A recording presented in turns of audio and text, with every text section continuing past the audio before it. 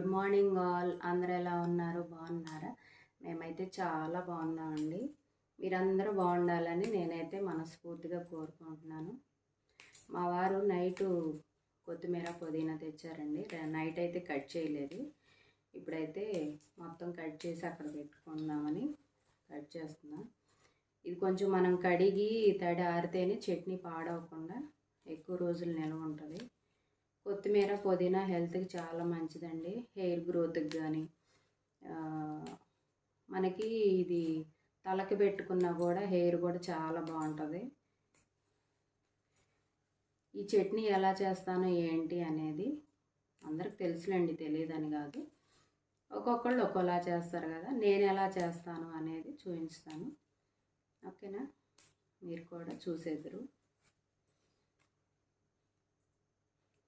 ఓకేనా? బాయ్.